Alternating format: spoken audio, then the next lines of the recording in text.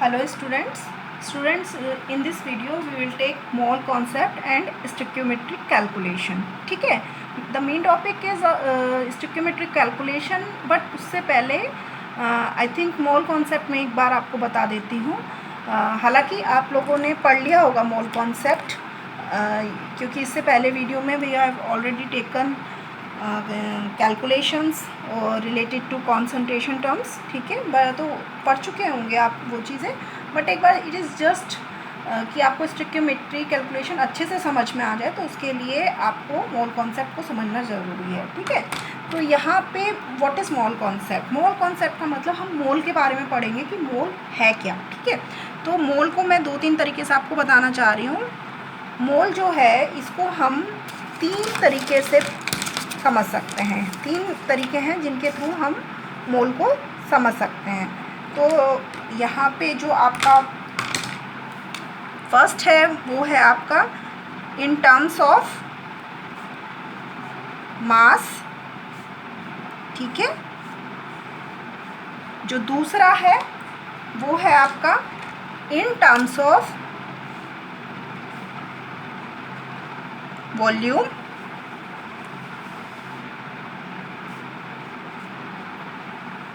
और जो आपका थर्ड है जिसके थ्रू मोल को डिफाइन किया जा सकता है, it is in terms of particles.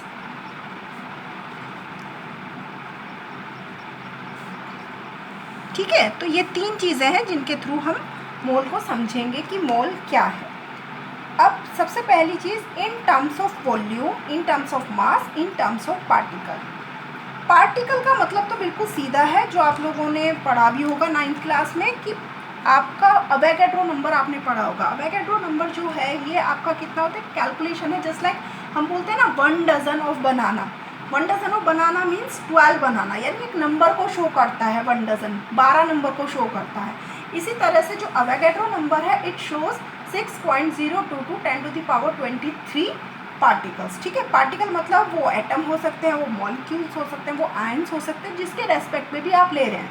जैसे आप 1 डजन बनाना ले रहे हैं, 1 डजन बैंगल ले रहे हैं, तो आप किस चीज़ को ले रहे हैं वही चीज़ 12 है. उसी तरह से आप एटम ले रहे हैं या मॉलिक्यूल ले रहे हैं या आयन ले रहे हैं, क्या ले रहे हैं, उतनी ही वो जो आइटम होगा वो आपका 6.022 10⁻23 होगा.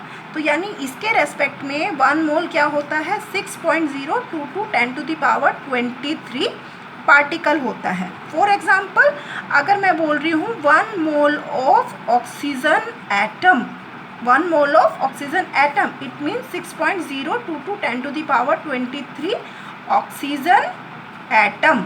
ठीक है, तो एटम ही होंगे. अगर मैं मॉलिक्यूल की बात करती हूँ तो मॉलिक्यूल ही हो जाते.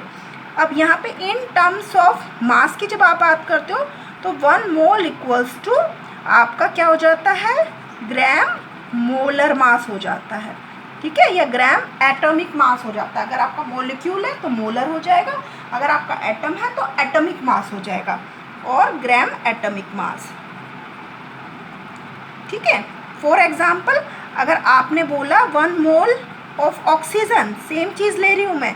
अब अगर इसको मास के रेस्पेक्ट में लिखना है तो कितना हो जाएगा, 16 ग्राम के इक्वल हो जाएगा. अगर इसी को हम पार्टिकल के रेस्पेक्ट में लिख रहे थे तो 6.022 10⁻23 था. इसी को ही हम मास के रेस्पेक्ट में लिखेंगे तो 16 ग्राम हो जाएगा. अब अगर आपको लिखना है 1 मोल ऑफ CO2, तो CO2 क्या हो जाएगा, इट इज़ अ मॉलिक्यूल, तो मोलर मास हो जाएगा. यानी आपका 12 + 32 16 × 2, तो इट कम्स आउट 44 ग्राम. ठीक है, और जब आप इसी को ही बात करते हैं विद रेस्पेक्ट टू वॉल्यूम, तो 1 मोल आपका किसके इक्वल हो जाता है, 22.4 litre volume at STP. At STP, STP क्या है आपकी, STP बेसिकली आपका स्टैंडर्ड टेम्परेचर कंडीशंस होती हैं. तो इसके ऊपर इस STP पर आपका 22.4 लीटर के इक्वल होता है 1 मोल. तो अगर मैंने बोला 1 मोल ऑफ ऑक्सीजन, ठीक है, अब ये किसके रेस्पेक्ट में बोल रही हूँ मैं, ऑक्सीजन गैस में बात कर रही हूँ, और किसके रेस्पेक्ट में बात कर रही हूँ कि मुझे 1 मोल चाहिए भाई वॉल्यूम के अकॉर्डिंग, तो ये 22.4 लीटर हो जाएगी. कि इतनी अगर ऑक्सीजन गैस है तो वो आपकी 22.4 लीटर एट STP हो जाती है। ठीक है, तो ये तो है 1 मोल। अब इससे रिलेटेड एक तो पहले मैं आपको क्वेश्चन बता देती हूँ कि कैसे आपको करने होते हैं। तो for example I am taking one numerical, फिर स्टिक्योमेट्री ले लेंगे इसके बाद। अब कोई क्वेश्चन है जैसे calculate the mass of, first part है 1 एटम ऑफ सिल्वर और सेकंड है आपका 1 मॉलिक्यूल। मैंने आपका इसमें एटम भी ले रही हूँ और आपका मॉलिक्यूल भी ले रही हूँ, दोनों चीज़ों को हम लोग कवर कर लेते हैं। ठीक है, तो यहाँ से जब मैंने ये लिया तो अब इसको देखिए आपने कैसे सॉल्व करना है। आपने मास बताना है। ठीक है, क्वेश्चन है आपको मास बताना है, एक एटम सिल्वर का और एक मॉलिक्यूल CO2 का। मोल कॉन्सेप्ट के ऊपर बेस है, मोल की हेल्प लेनी है आपने, वो करना है। ठीक है, तो कैसे करेंगे देखिए।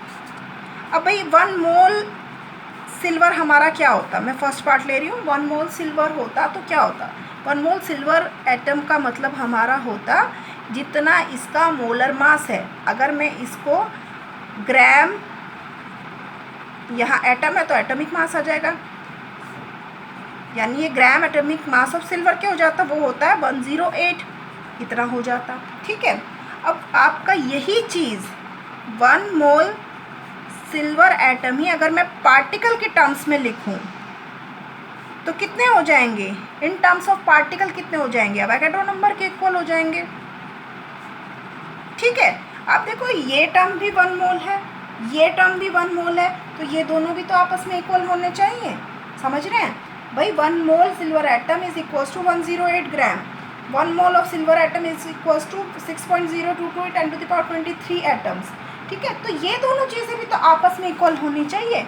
अब इसका मतलब हो गया सिंस 6.022 10⁻23 एटम्स जो हैं आपके ऑफ सिल्वर हैव मास, इनका कितना मास है 108 ग्राम, इसके इक्वल है। हमें कितने का निकालना है, we have to find with respect to 1 atom. तो आपका 1 atom of silver that is mass लिख दीजिए आप, मास ऑफ कितना हो जाएगा 108, डिवाइड कर देंगे, ज़्यादा था कम के रेस्पेक्ट में पूछा है तो क्या होता है, डिवाइड होता है। ठीक है, ये कैलकुलेशन मैंने ऑलरेडी करके रखी है, तो ये आपका आ जाता है 1.793 10⁻23 ग्राम। तो इस तरह से आपको फाइंड आउट करना है। ठीक है, तो ये मैंने आपको एक एटम का बता दिया। अब अगर देखो इसी का ही जो सेकंड पार्ट था ना 1 मॉलिक्यूल ऑफ CO2, इसी का ही अगर मैं निकालूँ, बिल्कुल यही तरीका है, कुछ नहीं करना है, बहुत ज़्यादा दिमाग नहीं लगाना है, बिल्कुल सिंपल चीज़ें हैं ये, इसमें कंफ्यूज नहीं होना है, बस ये ध्यान रखना है। तो 1 मोल ऑफ CO2 क्या होगा भाई, इसका ग्राम मोलर मास के इक्वल हो जाएगा ना, it is equals to gram molar mass. तो यहाँ से ग्राम मोलर मास कितना आ जाएगा 12 + 2 × 16, तो 12 + 32, यानी ये आ गया भाई 44 ग्राम। अब इसी तरह से 1 मोल ऑफ CO2 अगर हम बात करें तो पार्टिकल की टर्म्स में हो जाएगा 6.022 10⁻23 CO2 एटम्स, मॉलिक्यूल्स हो जाएगा क्योंकि ये मॉलिक्यूल है। ठीक है, अब अगेन जैसे पहले किया था कि ये दोनों भी आपस में इक्वल होने चाहिए, क्योंकि ये भी 1 मोल के इक्वल है, ये भी 1 मोल के इक्वल है। तो क्या हो जाएगा हमारा, since 6.022 10⁻23 CO2 molecules have mass equals to 44 ग्राम। ठीक है, तो mass of 1 molecule of CO2 ये कितना होना चाहिए 44/6.022 10⁻23। ठीक है, और ये मैंने ऑलरेडी करके रखा है and it is 7.307 10⁻⁻23। Just calculation है, वो आप खुद से भी कर सकते हैं। तो इस तरह से आपने ये करना है, तो जस्ट कोरिलेट करना है एक दूसरे के साथ में। तो तो बिल्कुल इस तरह से आपने करना है, कोई कंफ्यूज नहीं होना है इनमें, सिंपल क्वेश्चन हैं ये, ठीक है बेटा। अच्छा, अब इसी तरह से आप लोगों को बहुत सारे क्वेश्चंस की प्रैक्टिस करनी है, तो आप लोग प्रैक्टिस जितना हो सके प्रैक्टिस कर लीजिएगा। मैं आपको यहाँ एक क्वेश्चन लिख रही हूँ, calculate the volume occupied, calculate the volume occupied at STP by 16 gram of CO2 of oxygen, and second is 1.5 mole of oxygen, and third is this is 6.02 to 10 to the power 23 molecules of CO2। इसको आप लोग try करिएगा, this is for you, ठीक है। बिल्कुल इसी तरह से करना है, बस ये वॉल्यूम के रेस्पेक्ट में है, तो यहाँ वॉल्यूम के रेस्पेक्ट में है तो कितना होगा आपका 22.4 होगा 1 मोल। तो आपने जितना दिया है उसके रेस्पेक्ट में निकालना है, इसको ट्राई करिएगा, नहीं होगा तो आप मुझे बताइएगा, मैं आपको एक्सप्लेन कर दूँगी, ठीक है ना। जो इसमें हमें मेन टॉपिक है हमारा, एक्चुअली उस टॉपिक के लिए कुछ बच्चों ने मुझे बोला है कि वीडियो बना दूँ, तो इसलिए मैं ये वीडियो बना रही हूँ। तो जो टॉपिक है हमारा बेटा वो है स्टिक्योमेट्रिक कैलकुलेशन। तो क्या है स्टिक्योमेट्रिक कैलकुलेशन, उसको देख लेते हैं। तो दिस इज स्टिक्योमेट्री एंड स्टिक्योमेट्रिक कैलकुलेशंस,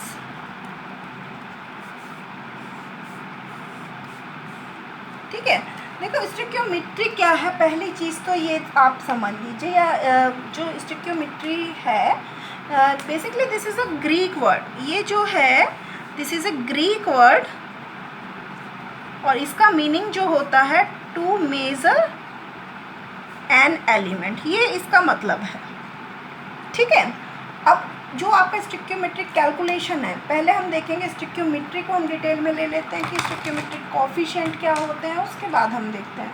तो बेसिकली जब आपके पास कोई बैलेंस इक्वेशन होती है तो उसमें आप जो भी रिलेशनशिप, क्वांटिटेटिव रिलेशनशिप देखते हो बिटवीन वेरियस रिएक्टेंट्स और products in terms of moles, mass, molecule, volume, वो आपकी स्टिक्योमेट्री है। और जो भी उसमें कोफिशिएंट लगे हैं बैलेंस केमिकल इक्वेशन में, वो आपके स्टिक्योमेट्रिक कोफिशिएंट है। यानी आपके क्या है, basically the coefficient of the balance chemical equation, the coefficient of the balance chemical equation is called stoichiometric coefficient. For example, अगर मेरे पास 2a + b गिव्स 3c है, तो ये लगे हैं ना, ये बैलेंस इक्वेशन है, समझ लीजिए, ठीक है। जर्नल इक्वेशन का एग्जांपल ले रही हूँ मैं, तो यहाँ 2 है, दिस इज़ 1, ठीक है, इसका मतलब 1 है, ये 3 है, तो ये क्या है, दीज आर द स्टिक्योमेट्रिक कोफिशिएंट।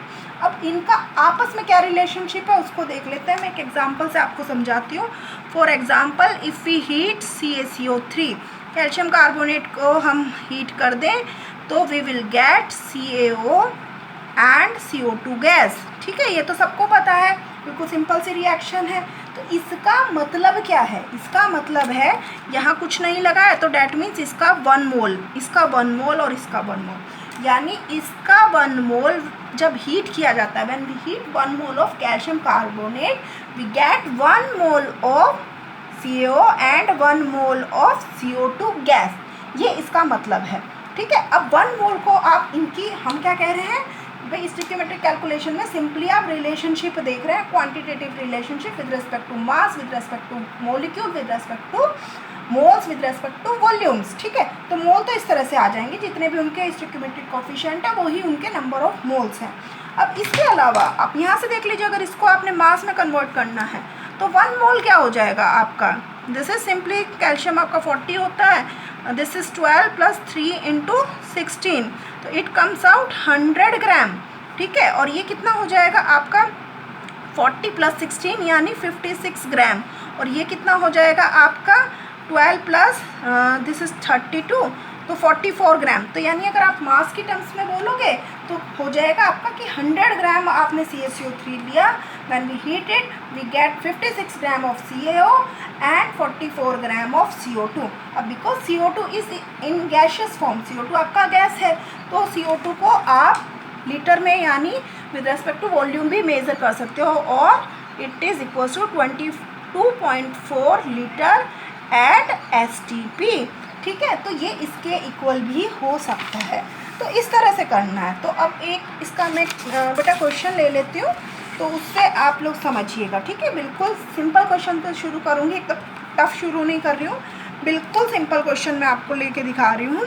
तो फॉर एग्जांपल आपकी NCERT का ही क्वेश्चन मैंने लिया है, calculate the amount of water, आपको ग्राम्स में निकालनी है, ये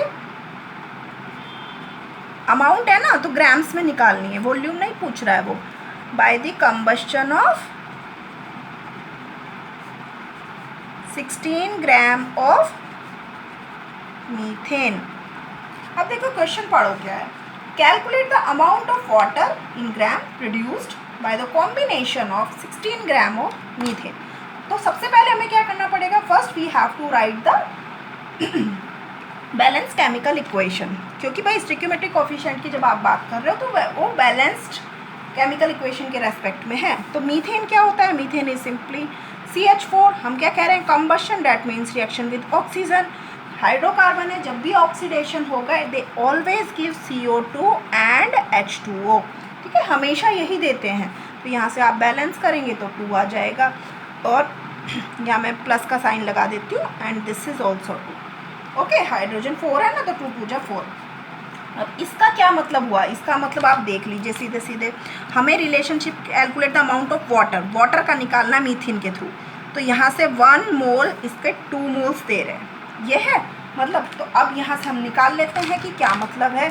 तो हमारा है भाई 1 मोल ऑफ मीथेन का मतलब हमारा है सिंपली 12 + 4 × 1, यानी it is 16 gram of methane, यही मतलब हो रहा है।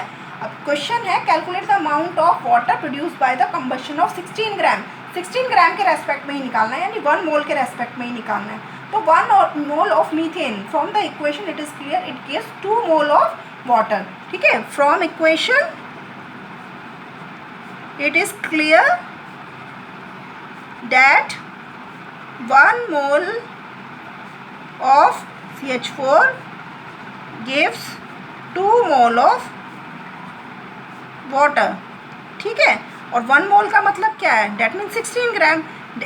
हिंस जो 16 ग्राम ऑफ CH4 है it gives 2 moles of water, और 2 मोल्स क्या होगा इसका, आप निकाल लीजिए विद रेस्पेक्ट टू ग्राम, 2 × 18 ग्राम, तो यानी ये आ गया 36 ग्राम ऑफ वाटर, या ठीक है, हमने ग्राम में निकाल लिया। तो इस तरह से क्वेश्चन करना है आपको। एक क्वेश्चन और आपको बता देती हूँ मैं, अब समझ लीजिए क्वेश्चन है हमारा, question is calculate the mass of iron which will be converted into its oxide, और स्पेशली दिया हुआ है क्योंकि आयरन के हमारे 2-3 ऑक्साइड होते हैं, FeO भी होता है, Fe2O3 भी होता है, एंड दिस इज Fe3O4। तो इस फॉर्म में कन्वर्ट होता है by the action of 18 gram of steam on it. अब पहले तो आपने रिएक्शन लिखनी है, जैसे मैंने आपको बोला केमिकल इक्वेशन आपको लिखनी है। यहाँ से पहले समझने की कोशिश करिए, calculate the mass of iron which will be converted, यानी आयरन है किस में कन्वर्ट हो रहा है, iron oxide Fe3O4 by the action, किसके एक्शन के through, of 18 gram of steam. Steam का मतलब क्या हो गया, वाटर। तो यानी आपका वाटर के साथ में रिएक्ट करके Fe3O4 बन रहा है, और सीधी सी बात है H2 रिलीज होना है इसमें। तो ये इक्वेशन हो गई, इसको बैलेंस करना है। यहाँ Fe3O4 है तो Fe कितना हो गया 3। ओके, O कितना है 4 है तो इट इज़ 4। हाइड्रोजन कितना हो गया 4 2 जा 8, तो यहाँ आ गया 4। अब आपसे क्वेश्चन आप फिर से पढ़ो क्या है, by the action of 18 gram of steam, यानी जो आपको वाटर दिया है ये 18 ग्राम के रेस्पेक्ट में पूछा है। पहले आप इक्वेशन से देखिए कि इक्वेशन से आपको क्या नज़र आता है कि कितना है। इक्वेशन से जब आप देखते हो तो it is 3 mole and this is 4 mole, यानी 4 mole of iron react 3 mole of iron react with 4 mole of water to form 1 mole of Fe3O4, ये दिया है। ठीक है, अब यहाँ हमें अगर इसको मास में कन्वर्ट करना हो तो 3 इंटू Fe का एटॉमिक मास इज 56, तो ये आपका आ जाएगा ये सिंपली 168 ग्राम। ओके, और यहाँ से अगर आप इसका निकालोगे तो 4 इंटू H2O का हो गया 18 ग्राम, तो ये आपका आ गया 72 ग्राम। ठीक है, अब यहाँ से आपने सीधे सीधे इक्वेशन देखनी है, क्योंकि इक्वेशन की हेल्प से देखिए कि भाई हमारी इक्वेशन में तो ये था, हमारी इक्वेशन में जो रिलेशनशिप है वो 3, इसकी स्टोइकियोमेट्रिक कोएफिशिएंट 3 है, इसका 4 है, यानी इसका जो 3 मोल है इसके 4 मोल से रिएक्ट कर रहा है। हमें क्वेश्चन में बोला है मास के रेस्पेक्ट में 18 ग्राम, हमारे पास है 72 ग्राम के रेस्पेक्ट में, तो हमारे पास 72 ग्राम के रेस्पेक्ट में है, तो 18 ग्राम के रेस्पेक्ट में easily we can calculate it. तो मतलब क्या हो गया, so since 72 gram of steam react with कितने 160 ग्राम ऑफ आयरन, इतने के साथ में करता है। तो आपका कितने का पूछा है इसने क्वेश्चन में पूछा है 18 का, तो 18 ग्राम ऑफ स्टीम कितने से रिएक्ट करेगा, यही तो पूछा है। तो रिएक्ट विद 168 इंटू 18 अपॉन 72, तो ये कितना हो जाएगा आपको, इसको सीधे सीधे निकाल लीजिए।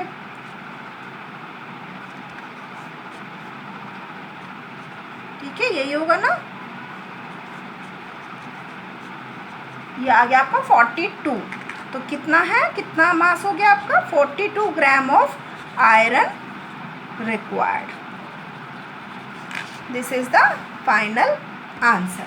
तो स्टूडेंट इस तरह से ये वाले क्वेश्चन आपके करने हैं आप लोगों ने, तो कोई टफ नहीं है, बस सिंपल आपकी सिंपल चीज़ें हैं, जस्ट ध्यान रखना है आपको, रिलेशनशिप पे ध्यान देना है कि किस तरह से पूछे गए हैं। ठीक है, इनका सबसे पहला तरीका है कि you have to write the equation, balance chemical equation, उसके बाद क्या पूछा जा रहा है वो आप लोग देखिए कि क्या चीज़ वो पूछना चाह रहा है आपसे। I think this is all for today. ठीक है, यहाँ तक मैं कंप्लीट कर रही हूँ, और फिर भी कुछ आपको डाउट लगता है तो आप बता दीजिएगा, I will prepare another video too. ठीक है, थैंक यू स्टूडेंट्स।